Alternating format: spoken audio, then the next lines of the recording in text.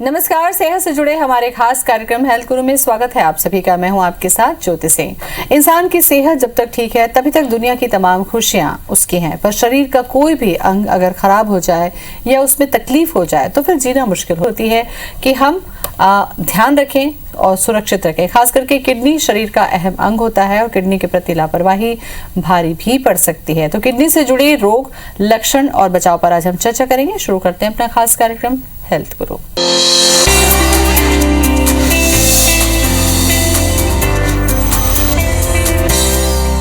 तो इस पर चर्चा करने के लिए आज हमारे साथ ग्वालियर से जुड़ रहे हैं डॉक्टर सोनू सिंह पाटिल, जो कि सिम्स हॉस्पिटल ग्वालियर के सीनियर किडनी रोग विशेषज्ञ हैं। डॉक्टर सोनू, सबसे पहले बहुत बहुत स्वागत है आपका शो में। धन्यवाद। डॉक्टर साहब, चूंकि किडनी से जुड़ी बहुत सारी बीमारियों का इलाज आपने किया है, बहुत सारा केस आपके सामने रहा जिसकी स्टडी आपने की, मैं आपसे परिचय चाहूंगी सबसे पहले आपका। नमस्ते, मैं doctor Sonu Singh Patil. I am a consultant nephrologist and transplant physician in SIMS hospital. मैं ग्वालियर चंबल संभाग में गए 4 साल से कार्यरत हूँ।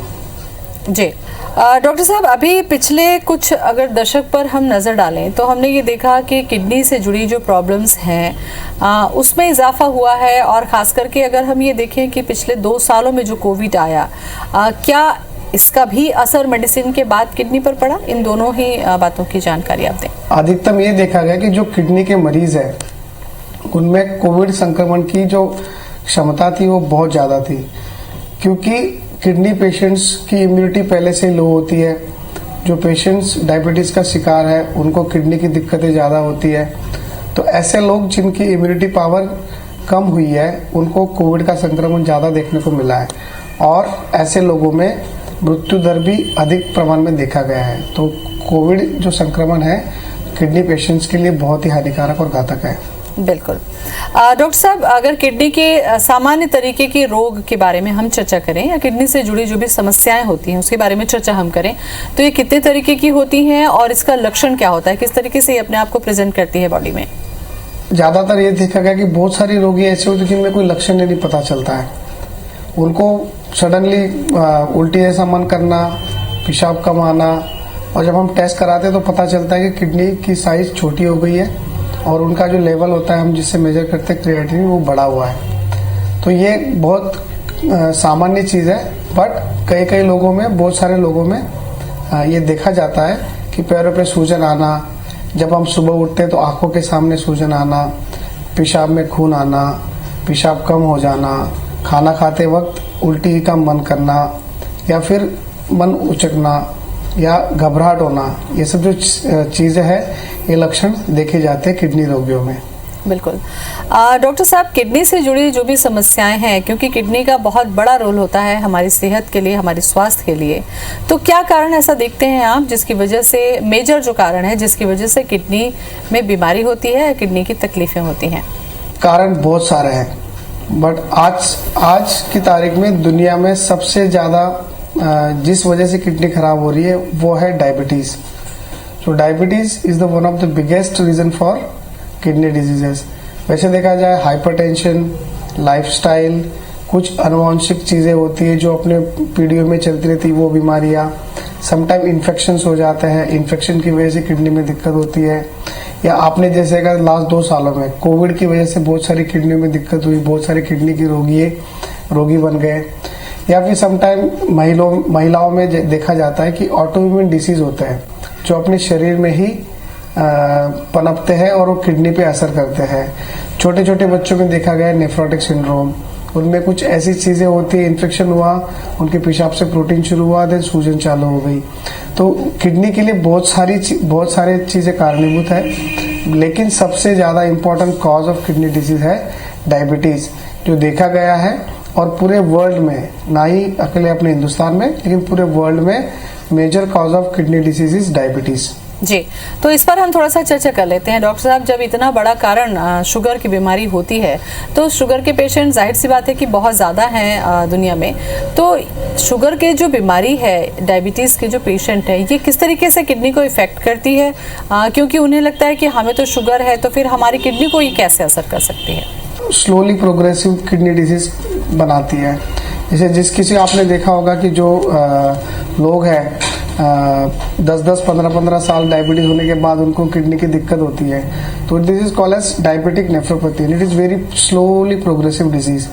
डायबिटीज के लोगों में जब अनकंट्रोल शुगर होता है तो उनके शरीर में से किडनी में से प्रोटीन फिल्ट्रेशन होना शुरू होता है। उसको बोलते हैं हम लोग प्रोटीन यूरिया।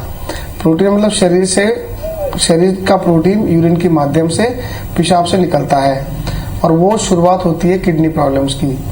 तो किडनी रोगियों के जो डायबिटीज के मरीज है उनको एक ध्यान रखना है कि साल में एक बार जरूर यूरिन का चेकअप कराएं, और उसमें वो देखे कि प्रोटीन आ रहा है कि नहीं आ रहा है। अगर प्रोटीन आ रहा है इसका मतलब किडनी की प्रॉब्लम उनको शुरू हो चुकी है। बिल्कुल। इसके ऊपर तो हम जाएंगे कि डॉक्टर के पास कब जाना चाहिए, क्या करना चाहिए, लेकिन उससे पहले एक अहम सवाल डॉक्टर सोनू वो ये भी कि जैसे कि हम ये जानना चाहें कि हमारी किडनी फिट है या नहीं है, निगरानी करने के लिहाज से ही क्या कोई ऐसी टेस्ट है, कोई ऐसा जांच है जो हम एक बार करा के निश्चिंत हो सकते हैं कि हमारी किडनियाँ अभी सही वर्क कर रही हैं, वो हेल्दी हैं?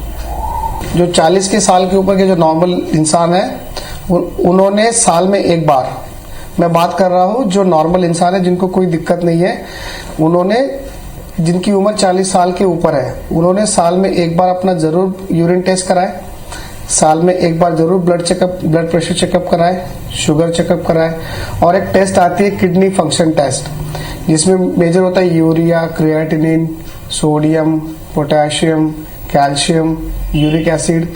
ये सारी function of it is bundle of test which comes into the called as kidney function test। तो साल में एक बार जिनकी उम्र 40 से ज्यादा है उन्होंने जरूर कराए, उससे अपने को पता चलेगा किडनी में कोई दिक्कत है कि नहीं। रही बात जो ऑलरेडी डायबिटीज के पेशेंट्स हैं जिनको डायबिटीज है लेकिन किडनी प्रॉब्लम नहीं है, तो ऐसे मरीजों ने हर 3 महीने में टेस्ट होती है HbA1c, वो कराना चाहिए। हर 3 महीने में HbA1c, हर साल में अपना आई चेकअप जरूर कराना चाहिए to look for diabetic retinopathy. हर साल में यूरिन टेस्ट कराना चाहिए, जो मैंने पहले ही बताया आपको कि अगर डायबिटीज के मरीज में पेशाब से प्रोटीन अगर निकल रहा है दैट्स मीन कि उनको किडनी की प्रॉब्लम शुरू हो चुकी है।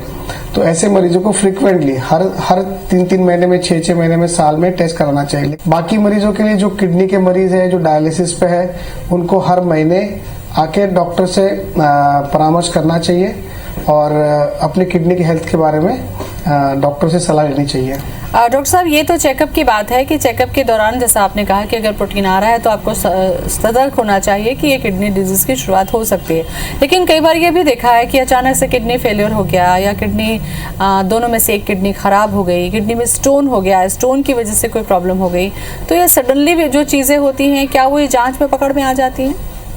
डेफिनेटली जांच में पकड़ में आ जाती है। जो आपने एक चीज बताई कि 2 किडनी में से एक किडनी खराब हो गई, जब अपनी 2 किडनी में से एक किडनी खराब होती है तो उससे पेशेंट को कोई दिक्कत नहीं होती है, क्योंकि एक किडनी पे आदमी जिंदा रह सकता है ना। जैसे स्टोन हो गया किडनी में स्टोन होके फंस गया है, उसकी वजह से किडनी श्रंक हो गई है, बट नॉर्मल पेशेंट्स अपनी नॉर्मल जिंदगी जी सकते हैं। ये प्रॉब्लम जब आती है जब दोनों किडनी में दिक्कत हो जाती है ना। जब दोनों किडनी में दिक्कत है तो ये प्रॉब्लम शुरू होती है, जैसे यूरिया क्रिएटिनिन बढ़ना, पेशाब में प्रोटीन आना। अगर डायबिटीज के मरीजों में दोनों किडनियों में फंक्शन में प्रॉब्लम होता है, जैसे स्टोन हो गया किसी किडनी में तो उसकी वजह से किडनी श्रंक हो जाती है, किडनी फूल जाती है, बट जो दूसरी किडनी होती है वो शरीर का काम संभाल लेती है। हाँ, अगर दोनों किडनी में स्टोन हो गया है, दोनों किडनी में प्रॉब्लम हो गई है तो वो दिक्कत वाली चीज हो जाएगी और वो जांचों में पकड़ में आ जाता है। जी डॉक्टर साहब, अगर डायबिटीज़ की हम चर्चा करें, क्योंकि मेजर कारण आप बता रहे हैं, डायबिटीज़ के बहुत सारे पेशेंट हैं जो हेल्दी हैं, क्या ये ज़रूरी है कि जिन्हें डायबिटीज़ है उनकी किडनी आगे चलकर उससे प्रभावित होगी, या अगर आप मेंटेन रखते हैं तो किडनी को कोई तकलीफ नहीं होती है? क्या ऐसा संभव है? ये जरूरी नहीं है कि जिनको डायबिटीज़ है उनको किडनी डिजीज होना ही चाहिए। अगर आप अपनी शुगर कंट्रोल में रख रहे हैं, आप अपना लाइफस्टाइल मॉडिफिकेशन कर रहे हैं, आपका ब्लड प्रेशर कंट्रोल में है और आपको सब डाइट प्लान आप फॉलो कर रहे हो एज पर द डॉक्टर, तो आपको किडनी प्रॉब्लम नहीं होगी। लेकिन उसके लिए जो चीज़ें मैंने बताई, शुगर कंट्रोल में रखना, लाइफस्टाइल मॉडिफिकेशन करना, ब्लड प्रेशर कंट्रोल में रखना या ब्लड प्रेशर पर निगरानी रखना और डाइट प्लान जो है उसको फॉलो करना, अगर ये सब चीज़ आप कर रहे हो तो डायबिटीज़ के रोगों के लिए भी किडनी की प्रॉब्लम नहीं होगी। बिल्कुल। इसके बाद मैं चर्चा करूंगी डॉक्टर साहब आपसे कि अगर किडनी में प्रॉब्लम शुरू हो चुकी है या एक किडनी खराब हो चुकी है या किडनी में अब डायलिसिस पे जाने की जरूरत पड़ रही है तो ये ट्रीटमेंट कैसा होगा। हम आज चर्चा कर रहे हैं किडनी से जुड़ी बीमारियों के बारे में। डॉक्टर सोनू सिंह पाटिल हमारे साथ में जुड़े हुए हैं ग्वालियर से। डॉक्टर सोनू, जैसा कि ब्रेक पर जाने से पहले मैंने पूछा था कि किडनी से जुड़े जो मरीजों की संख्या है इसमें इजाफा हुआ है और आजकल स्थिति ऐसी है कि बहुत सारे पेशेंट ऐसे हैं जिन्हें डायलिसिस पर भी जाने की जरूरत पड़ती है। तो कौन सी ऐसी कंडीशन होती है किडनी की बीमारी की जिसमें पेशेंट को डायलिसिस रिकमेंड किया जाता है और क्या ये डायलिसिस लाइफ लॉन्ग चलती है? Dialysis is a life saving, dialysis is not life threatening. तो अगर डॉक्टर आपको रिकमेंड कर रहा है कि आपको डायलिसिस पे जाना चाहिए तो हाँ, डेफिनेटली मैं सजेस्ट करूंगा कि जाना चाहिए, क्योंकि ये लाइफ थ्रेटनिंग नहीं है, it is a life saving treatment. दूसरी बात, कब डायलिसिस पे जाना चाहिए, उसके ऊपर मल्टीपल क्राइटेरिया होते हैं मैडम। जैसे आपने पूछा कि पेशेंट है, उनका क्रिएटिनिन, हम क्रिएटिन चेक करते हैं एज अ किडनी फंक्शन के लिए, बट वो क्रिएटिन से कैलकुलेट होता है GFR, that is called as glomerular filtration rate. वो हम लोग क्रिएटिन बेस पे चेक करते हैं और अगर आपका GFR लेस देन 15 मतलब लेस देन 15 ml पर मिनट है तो आपको डायलिसिस की जरूरत पड़ेगी। और साथ साथ में अगर आपको सिम्टम्स है, सिम्टम्स कैसे, जैसे अर्ली मॉर्निंग नौशिया होना, ब्रश करते वक्त आपको उल्टी जैसा मन करना, एपेटाइट आपकी रिड्यूस हो जाना, पैरों पे सूजन आना, जी घबराना या फिर अनकंट्रोल ब्लड प्रेशर हो जाना, और साथ साथ में अगर आपका क्रिएटिन बढ़ा हुआ है और आपका GFR इज लेस देन 15 तो उनको डायलिसिस की जरूरत पड़ेगी और उन्हें डायलिसिस पे करना चाहिए। कोरोना केस में हमने देखा डॉक्टर साहब कि जिनको ऑक्सीजन लगी वो बाद में उतर गई, वो ठीक हो गए और सामान्य जिंदगी जी रहे हैं। क्या डायलिसिस भी ऐसा है कि अगर आपने डायलिसिस कराया, किडनी हेल्दी हो गई, उसकी प्रॉब्लम दूर हो जाती है, या फिर डायलिसिस लाइफ लॉन्ग करानी पड़ती है? कितने प्रकार की होती है? या देखो, ऐसे अगर पेशेंट का किडनी श्रंक हो गया है, उनका GFR इज लेस देन 15 तो उनको लाइफ टाइम तक डायलिसिस करानी पड़ेगी, हफ्ते में 3 बार। हफ्ते में 3 बार अगर डायलिसिस कराएंगे वो अपनी हेल्दी और नॉर्मल जिंदगी जी सकते हैं। हाँ, यही पूछ रही थी कि ये ट्रीटमेंट ऑफ पार्ट है कि आपको महीने में डायलिसिस पे जाना ही होगा। जाना ही होगा। जी। बहुत सारी ऐसी बीमारियां होती है कि जिनकी वजह से, जैसे मैंने बताया था आपको कि महिलाओं में मोस्ट लाइकली देखी गई है ऑटोइम्यून डिसीजेस, जैसे हो गया सिस्टेमिक लूपस एरिथमेटोसिस या फिर वैस्कुलाइटिस या फिर IgA नेफ्रोपैथी। ये सारी बहुत सारी बीमारियां शरीर से उत्पन्न होती है और किडनी को खराब करती है। अगर उनको सही समय पे डायग्नोज किया गया, सही समय पे ट्रीटमेंट कराया गया तो उनको डायलिसिस करने के बावजूद भी ही जब डिसीज कंट्रोल में आ जाएगा वो डायलिसिस फ्री हो सकते हैं। लेकिन उसके लिए आपको किडनी विशेषज्ञ की सलाह लेना बहुत जरूरी होगा और जितना जल्दी आप किडनी उसका डायग्नोसिस होगा उतना जल्दी ट्रीटमेंट शुरू होकर हम लोग किडनी को बचा सकते हैं। जी। मतलब ऐसी चीज नहीं है कि अगर पेशेंट को किसी को क्रिएटिन बढ़ा हुआ है और उनको सीधा डायलिसिस पे लेना है, उनको डायलिसिस करा के उनकी जांचें होती, जैसे कि किडनी बायोप्सी। अगर हमने किडनी बायोप्सी करी और उसमें कुछ डायग्नोसिस बनता है कि वेस्कुलाइटिस हो गया है या फिर SLE आ गया है तो उसका प्रॉपर इलाज अवेलेबल है और उससे डायलिसिस बंद भी हो जाएगी। उससे क्या होगा कि जो किडनी का फंक्शन है वो रिकवर्ड हो जाएगा, जो चीजें किडनी के अंदर उत्पन्न हुई है वो रुक जाएगी और किडनी अपने रूप से काम करती रहेगी। तो ऐसा कंपलसरी नहीं कि अगर किडनी खराब हो गई या फिर पेशेंट को दिक्कत है तो फिर उसको परमानेंटली जाना पड़ेगा। वो डिपेंड करता है। अगर किडनी का function is less than 15 ml, kidney shrunk हो गई है और पेशेंट को, जैसे मैंने बताया, लॉन्ग स्टैंडिंग डायबिटीज है तो they have to be on life time dialysis weekly thrice. Doctor साहब, ये तो एक ट्रीटमेंट का पार्ट जो आपने बताया कि डायलिसिस, लेकिन इसके बाद जो सुनने में आता है कि किडनी खराब हो चुकी है, अब आपको किडनी का ट्रांसप्लांट करना है, वो कौन सी कंडीशन होती है जिसमें दोनों ही किडनियां खराब हो गई और बिना ट्रांसप्लांट के अब गुजारा नहीं होगा? इम्पोर्टेंट सवाल आपने पूछा है जिसपे मैं स्ट्रेस करना चाहूंगा। डायलिसिस, जैसे आपने बताया कि लाइफ टाइम करना होगा, it is very painful procedure है ना। हर हफ्ते में 3 बार 2 बार हॉस्पिटल में आना, डायलिसिस कराना, दिन के 4 घंटे डायलिसिस होती है तो उसमें बहुत सारा टाइम वेस्ट होता है, फैमिली अफेक्टेड होती है। तो उसका सबसे अच्छा इलाज होता है किडनी ट्रांसप्लांट। किडनी ट्रांसप्लांट में कोई रिलेटिव्स है, अपने ब्लड रिलेटेड रिलेटिव्स किडनी दे सकते हैं। उसको एक सर्जरी के माध्यम से उसको जो पेशेंट डायलिसिस के शरीर में बिठाया जाता है उसको बोलते हैं किडनी प्रत्यारोपण या फिर किडनी ट्रांसप्लांट। उससे पेशाब पेशेंट्स को डायलिस करने की जरूरत नहीं होगी, उनको नॉर्मल पेशाब आएगी, नॉर्मल खाना खाना, सब चीजें नॉर्मल हो जाएगी, पानी पी सकते हैं, कोई रिस्ट्रिक्शन नहीं रहेगा। 1-2 साल के बाद नॉर्मल अपने जॉब कर सकते हैं, बाहर घूम सकते हैं, सब चीजें कर सकते हैं। तो बहुत ही इंपॉर्टेंट ट्रीटमेंट है और बहुत महत्वपूर्ण ट्रीटमेंट है किडनी ट्रांसप्लांट, जो पेशेंट्स के लिए बहुत ही लाभदायक होता है और दे विल फील कि हम पहले जैसे हो गए हैं, डायलिसिस की जरूरत नहीं है, ऐसी बहुत सामान्य लाइफ जी सकते हैं। जी डॉक्टर साहब, ये वही पेशेंट हैं जो डायलिसिस पे हैं, इन्हीं को आगे चल के किडनी ट्रांसप्लांट करने की जरूरत पड़ती है? हाँ, उन्हीं को जरूरत पड़ती है। जो पेशेंट्स को यूरिन आ रहा है, जो पेशेंट्स को क्रिएटिन स्टेबल है, उनको जरूरत नहीं, उनको करने की जरूरत नहीं है। बट जो पेशेंट्स डायलिसिस पे है, लॉन्ग टर्म उसको बोलते हैं मेंटेनेंस हीमोडायलिसिस, तो मेंटेनेंस हीमोडायलिसिस पे they will have benefit with kidney transplant. अच्छा, ये जो डायलिसिस पे हो रहा है डॉक्टर साहब, जो महीने में जिनकी 3 बार डायलिसिस हो रही है, इस डायलिसिस के साथ साथ क्या दूसरी प्रॉब्लम शुरू होती है या फिर वो रूटीन में इसके साथ में अपना जीवन जी सकता है? डायलिसिस के साथ अपने रूटीन में अपना जीवन जी सकते हैं, लेकिन उनके लिए कुछ रिस्ट्रिक्शंस आ जाते हैं, जैसे डाइट रिस्ट्रिक्शंस हो गए, उसमें वो लोग पानी जो हो गया, पानी नहीं ज्यादा नहीं पी सकते हैं। अगर वीकली थ्राइस डायलिसिस कराए तो दिन में 1-1.25 लीटर वो पानी पी सकते हैं। जैसे चीजें होगी, फल चीजें जिसमें पोटेशियम हाई, वो चीजें वो नहीं खा सकते हैं। हाँ, डेफिनेटली जो हाई प्रोटीन चीजें हैं, जो ग्लूकोज वाली चीजें हैं, वो चीजें वो ले सकते हैं और अपना सामान्य जीवन बिता सकते हैं। किडनी ट्रांसप्लांट को लेकर भी डॉक्टर साहब, वैसे तो इतनी आसानी से किडनी अवेलेबल नहीं होती, लेकिन अगर किडनी ट्रांसप्लांट होता भी है तो क्या इसके लिए कोई एज मैटर करता है? किस आधार पर ये किडनी ट्रांसप्लांट किया जाता है और कितना सक्सेस है ये?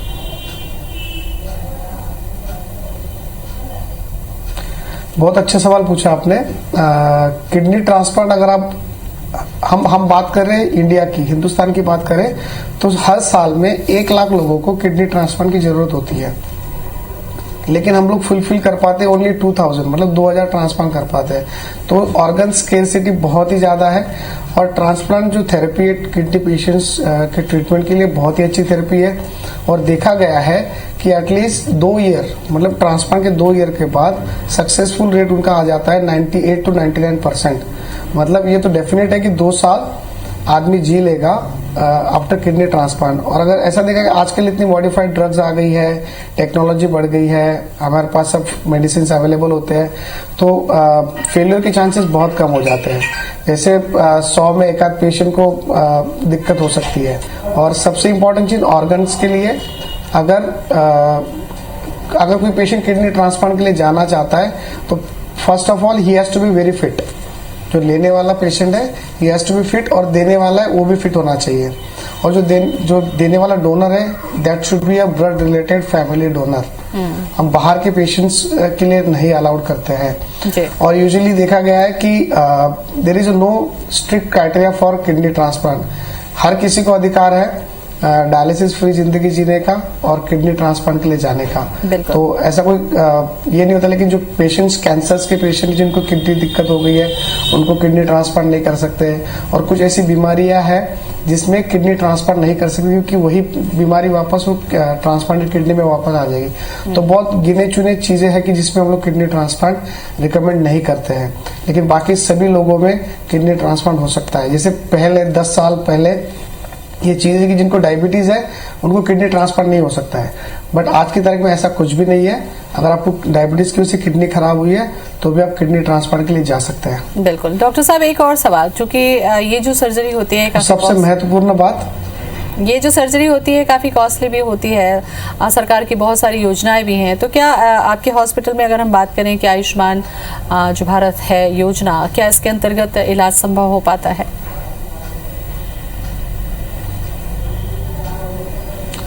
यस मैडम, हम लोग आयुष्मान भारत योजना प्रधानमंत्री कार्यालय की तरफ से जो की गई है उसमें हम लोग डायलिसिस निःशुल्क करते हैं। हम लोग गए 2 सालों से आयुष्मान भारत योजना के अंतर्गत करीबन 1500 से 2000 सेशंस ऑफ डायलिसिस हम फ्री ऑफ कॉस्ट कर रहे हैं अंडर आयुष्मान योजना। आज तक सिम्स मल्टी स्पेशलिटी हॉस्पिटल में हमने 11 ट्रांसप्लांट किए हैं, किडनी ट्रांसप्लांट।